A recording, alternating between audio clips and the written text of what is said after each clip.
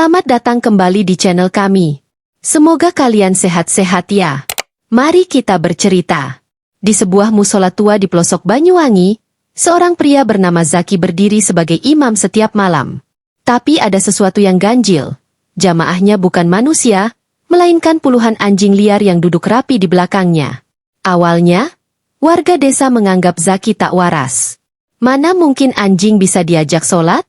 Mereka mencibir, menghindarinya, bahkan beberapa kali mencoba mengusir anjing-anjing itu. Tapi Zaki tetap teguh, mengimami sholat dengan khusyuk, seolah tak peduli. Hingga suatu malam, seorang warga memberanikan diri mengintip ke dalam musola. Mata mereka terbelalak, anjing-anjing itu tak sekadar duduk. Mereka bergerak, seakan mengikuti rukuk dan sujud Zaki. Bagaimana mungkin? Apakah ini sebuah keajaiban? Atau ada sesuatu yang lebih besar yang belum terungkap?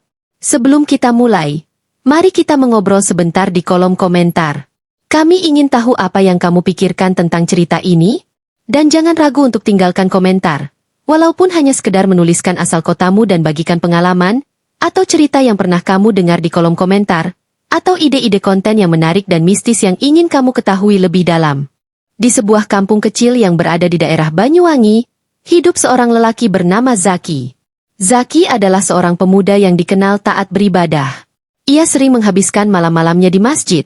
Meskipun masjid itu sering sepi karena kampungnya hanya dihuni segelintir orang. Pada suatu malam, setelah azan Isya berkumandang, Zaki berjalan kaki menuju masjid seperti biasa. Jalan menuju masjid itu gelap gulita, hanya diterangi remang-remang lampu minyak yang terpasang di depan rumah warga. Udara dingin menyusup hingga ke tulang, dan suara binatang malam bersahutan, membuat suasana terasa mencekam. Namun, Zaki tidak pernah gentar. Baginya, sholat berjamaah adalah kewajiban yang tak boleh ditinggalkan. Ketika tiba di masjid, seperti biasa, masjid itu kosong. Mungkin jamaah lain sudah sholat di rumah, pikir Zaki. Ia pun mengumandangkan ikamah dan berdiri di depan saf, memulai syalatnya sendiri. Saat Zaki baru saja takbir, tiba-tiba terdengar suara langkah kaki di belakangnya. Suara itu semakin mendekat dan berhenti di saf pertama, tepat di belakang Zaki. Hatinya terasa hangat. Alhamdulillah, ada yang ikut berjamaah, gumamnya pelan. Ia melanjutkan bacaan Al-Fatihah dengan khusyuk.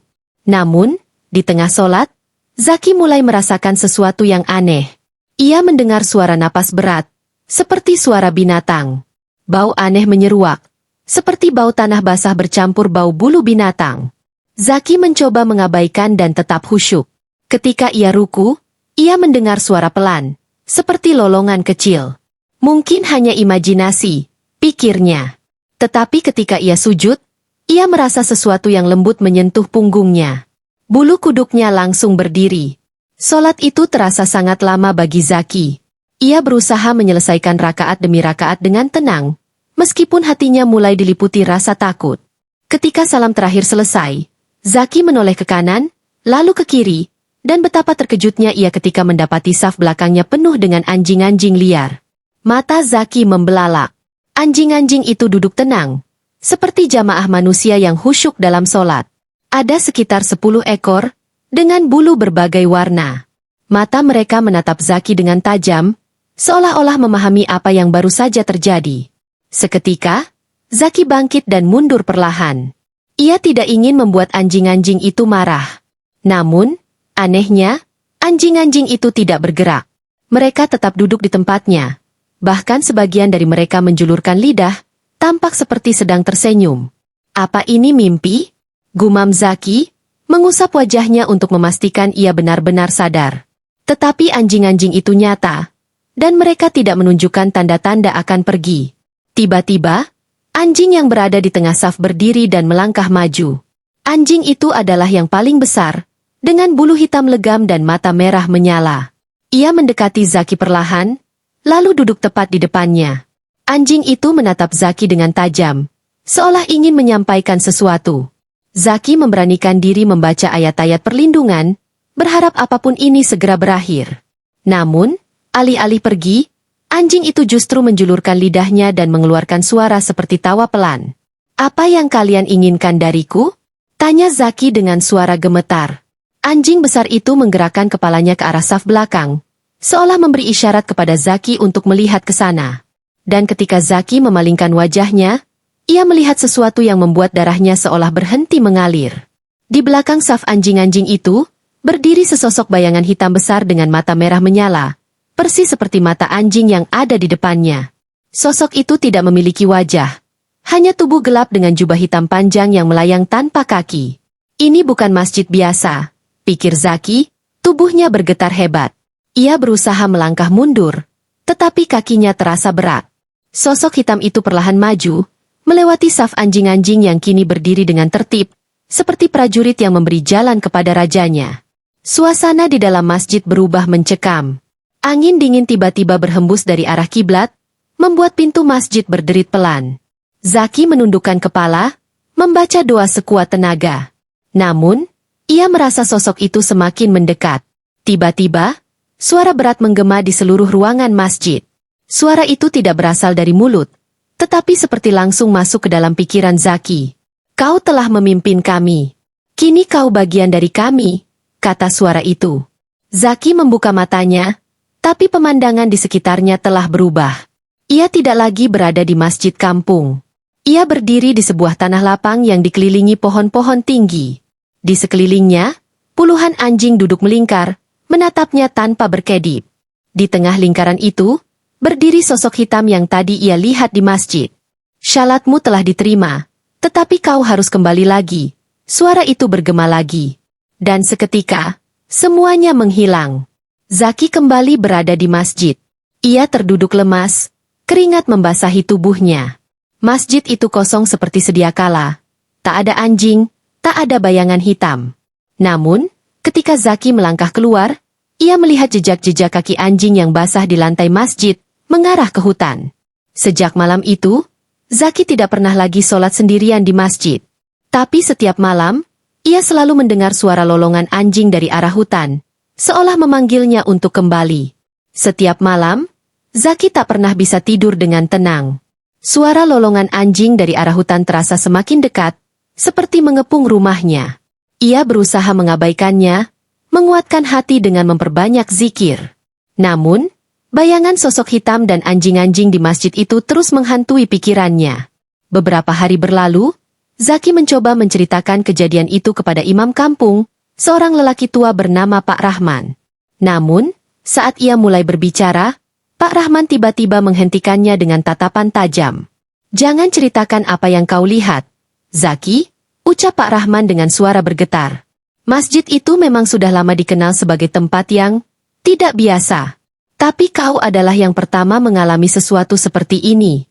Apa maksud Pak Rahman? Apa yang sebenarnya terjadi di masjid itu? Tanya Zaki, penasaran sekaligus takut. Pak Rahman menghela napas panjang. Masjid itu dibangun di atas tanah yang dulu menjadi tempat ritual kuno. Konon, ada seorang dukun sakti yang memanggil arwah binatang untuk menjadi pelayannya. Ia hidup di sana, dan anjing-anjing itu adalah pengikut setianya.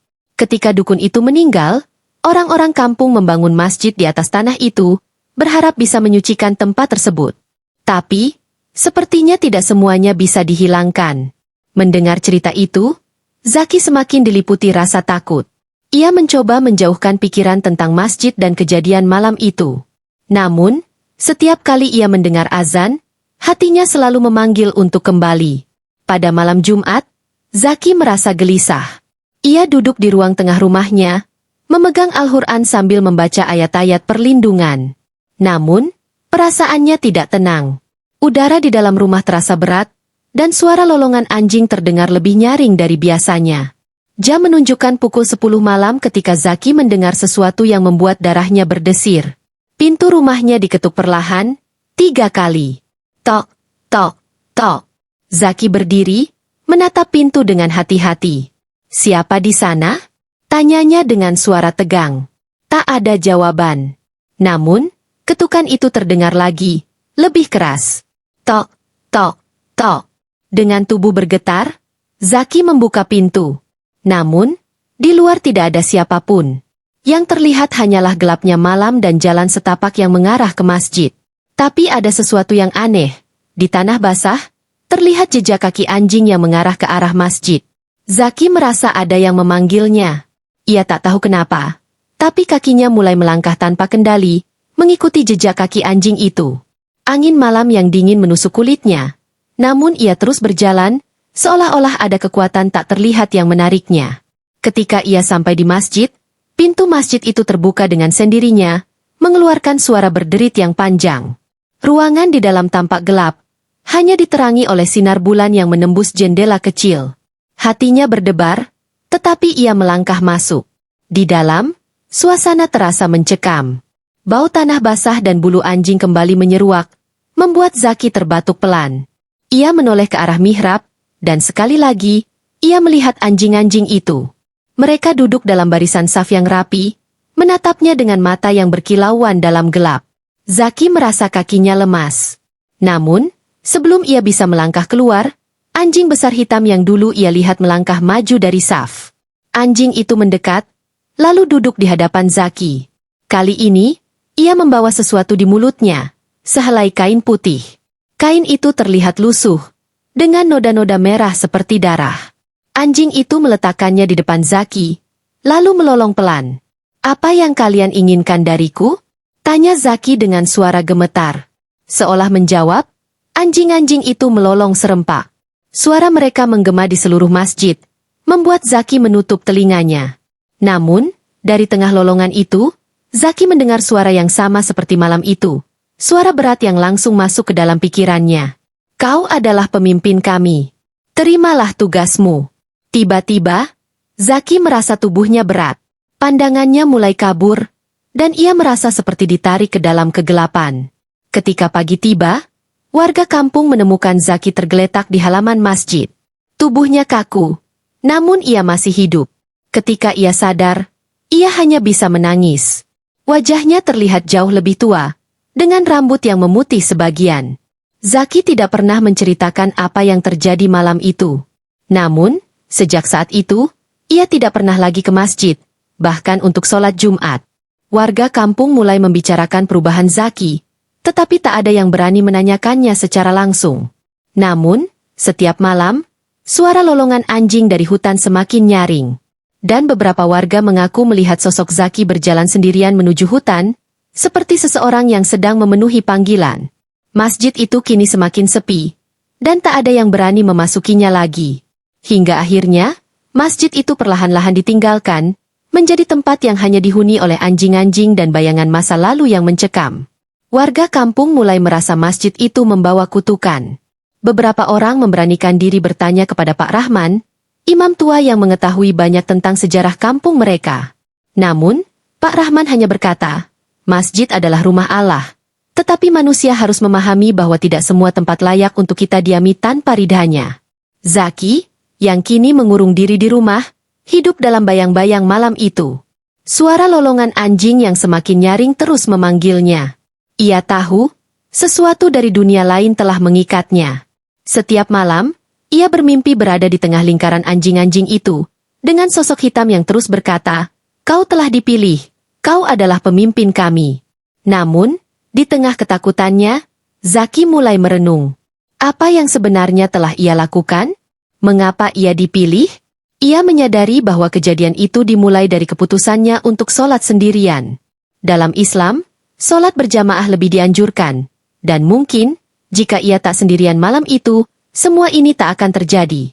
Pada suatu malam, setelah sekian lama, Zaki memutuskan untuk kembali ke masjid. Namun, kali ini ia tidak sendirian. Ia mengajak Pak Rahman dan beberapa warga yang berani untuk ikut bersamanya. Mereka membawa lentera, bacaan Al-Quran, dan hati yang penuh keimanan. Ketika mereka tiba di masjid, suasana mencekam langsung menyelimuti. Pintu masjid kembali berdiri terbuka, dan bau tanah basah memenuhi udara. Namun, Zaki tak lagi gentar. Ia berdiri di depan mihrab, menghadap kiblat, dan memulai sholat. Allahu Akbar, ucap Zaki, dengan suara lantang. Anjing-anjing itu kembali muncul, duduk di saf-saf belakang. Namun, kali ini Zaki tidak memandang mereka sebagai ancaman. Ia membaca Al-Fatihah dengan penuh khusyuk, seolah menyerahkan seluruh hidupnya kepada Allah. Ketika sholat selesai, suasana di masjid berubah. Anjing-anjing itu perlahan berdiri, satu persatu, dan berjalan menuju pintu keluar. Anjing besar hitam yang memimpin mereka berhenti sejenak, menatap Zaki dengan tatapan yang penuh arti. Lalu, ia melolong pelan dan menghilang ke dalam kegelapan malam bersama yang lainnya. Setelah kejadian itu, masjid kembali tenang, dan warga mulai beribadah di sana tanpa rasa takut. Namun, Zaki menyadari sesuatu yang penting. Iman dan keberanian adalah pelindung terkuat bagi manusia. Ketika seseorang memiliki keyakinan yang kokoh kepada Allah, ia tak perlu takut kepada makhluk apapun, baik dari dunia nyata maupun dunia gaib. Kejadian ini juga menjadi pengingat bahwa manusia tidak boleh sombong atau merasa aman dari godaan. Dunia ini adalah tempat ujian, dan ujian bisa datang dari mana saja. Bahkan dari hal yang terlihat kecil, seperti memilih untuk sholat sendirian atau berjamaah. Masjid itu kini menjadi simbol persatuan bagi warga. Mereka tak lagi membiarkan masjid kosong, apalagi pada malam hari. Dan Zaki, meskipun masih dihantui kenangan itu, akhirnya menemukan kedamaian dengan selalu berada di tengah jamaah. Dari peristiwa ini, tersirat pesan yang mendalam. Selalu jaga hubungan dengan Allah dan sesama manusia. Jangan pernah biarkan diri terlena oleh kesendirian, karena di sanalah kelemahan bisa menyelinap masuk. Bersama-sama, kita akan lebih kuat menghadapi apapun, baik di dunia maupun akhirat.